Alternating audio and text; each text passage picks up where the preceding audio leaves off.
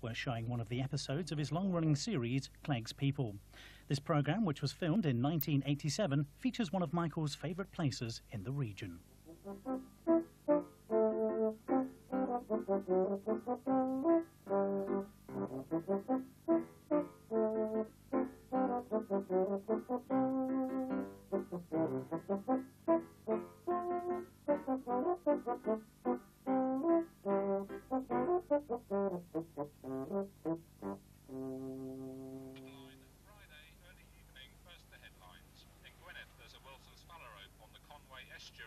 In Warwickshire, there's a blue-winged teal at Brandon Marsh Coventry. In Tarn and Weir, a greenish warbler briefly at Whitburn. In Hampshire, still a bared sandpiper at Farlington Marshes. In South Yorkshire, a spoonbill at Dennerby Ings. In Humberside, a lesser grey shrike still at Rudston. In Lancashire... I don't know how you spend your weekends, but this weekend I'm starting off at Broom Hill near Barnsley. But after that, anything could happen. I'm here to join 3 birders. 3 of the Wathings lot, and they're fairly legendary when it comes to twitching. John's on the phone now. He's ringing Birdline. We could end up anywhere between Fair Isle and the Scillies, and that's a lot of country. Well, good news. Well, there's quite a bit of stuff on the south coast. South coast? But we're not going to get there tonight, are we? Oh, I don't know. Not before dark, should I say? Yeah, yeah. Sounds good, though. A good mixture. Right. Well, there's an Isabel ice shark in Somerset, but it's sort of disappeared. Bolted over on Fair Isle, but I don't suppose we're going to make that journey, are we, to know this? So, one of them last week. We've all seen one recently. Best bit to have a look what's on Broom Hill, isn't it? Aye. Have a look Yeah. at the Gargany and that. Start with the Gargany and then Spoonbill at Dennerby. It's not going to be a bad weekend's list that starts off with a Gargany and hopefully a Spoonbill, is it? This is not the sort of vehicle they normally use. This one's hired for my comfort.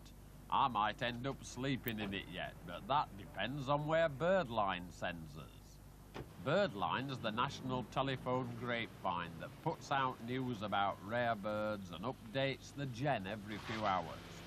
But these 3 know exactly what's about on their own patch. To them, birding's more than a hobby, it's more a way of life. Graham Speight and Mick Turton are joiners betrayed. John Hewitt's an electrician, but works for making enough to go birding, and birding is their life. All birdwatchers like lists. The year list is a biggie. Over 300 species in Britain in a year marks out a top-class, highly mobile ace. But local lists are important, and a new area tick, an addition to the birders' local list, stands high for most birders. Species ticks on their lifetime British lists are getting hard to come by at the level these chaps work on. But I've still got a lot to come, hopefully this weekend. It's cleared in nicely.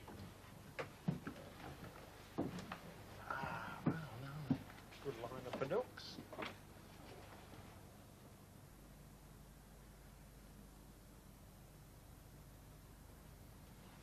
Where's the funny one?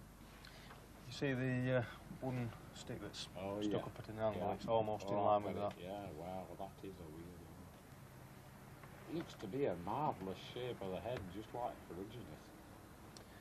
Yeah, we think it's a hybrid Ferruginous pochard. Yeah. Because one of the things that's wrong for Ferruginous duck is the amount of black on the tip of the bill. Oh, where's the Gargany then? Is that still about? It looks as though that's it in this party of mallard down here. Well, that's good, because there's not many of them about these days, is there? No, and what fuel there's been, they should have mainly left the country now. Yeah, it's getting a late date to see a Gargany. That took half an hour, and now it's on to Dennerby Ings, another local Yorkshire Wildlife Trust reserve. These lads don't waste time, and they don't miss birds either. Everything's noted down. The hybrid Ferruginous pochard wasn't a tick, but very interesting technically.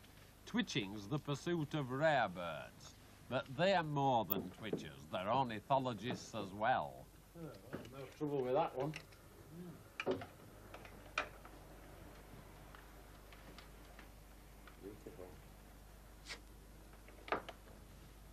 colourings and all. Yeah, really gaudy, isn't it? Well, 6:30, 2 good ones under the belt. Yeah, that's a good start. Yeah. Might not last though. Oh, I don't know, it might improve even. Might it be hard to improve on that? That's a beauty, that's good though. You've just had a trip to Shetland, haven't you? Well, unfortunately, we went up last week and there's a great knot up there, a new bird for Britain. It turned up Friday, well, about 1 o'clock Friday afternoon, and it was seen up to dark, so couldn't resist that one. So we drove up to Aberdeen and flew across the next day. By the time I got there, it was about 11 o'clock. 11 in the morning. 11 in the morning. No sign of the bird. There were people who lived there already looking, and we spent the rest of the weekend looking and no luck, Oh unfortunately. dear, yeah. That was a dip out on a big scale then. That's quite an expensive dip, that one, yeah. Yeah, yeah. There's a couple of little egrets. Is yeah. it Kiev? That's a Kiev. It's fairly close, I think. What time is it now? Coming up to 9 o'clock. South Start heading somewhere, I reckon. Hampshire? Yeah, Hampshire. favourite. Right then. Southward bound, eh? Yeah. On through the night, with some working harder than others. But they're used to working as a team, and they share the driving. After all, they do this every weekend. As a gesture to my grey hairs, I hope they remember to stop somewhere on the road to London for bed and breakfast. This weekend's going to be long enough without starting off shattered.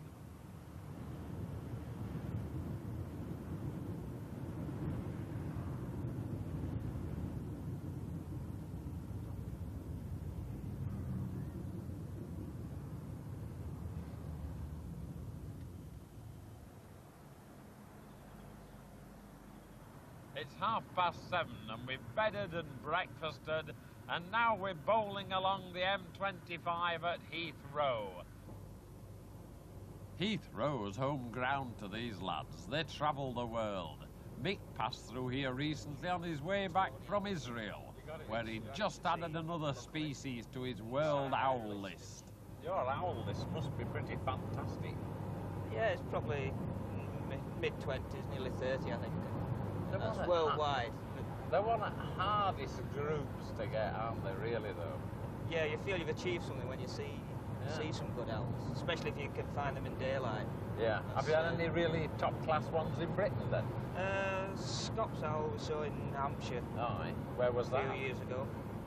It's Sarah Ferguson's back garden, actually. Good Lord. Before the royal wedding, eh? Yeah, before that. yeah. So.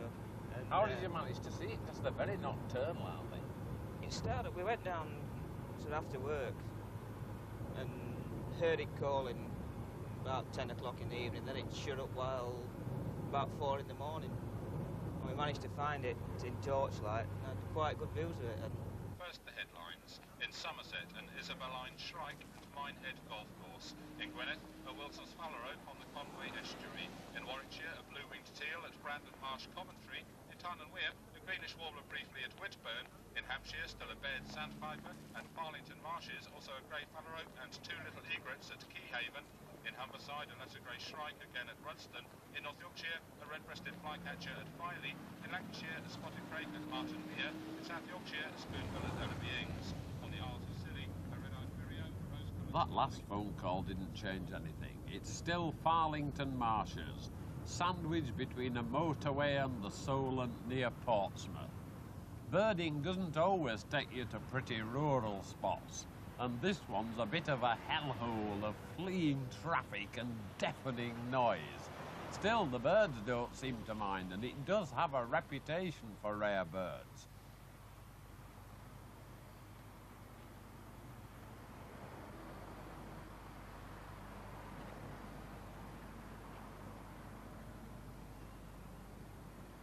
A huge area with a heck of a lot of mud exposed at low tide.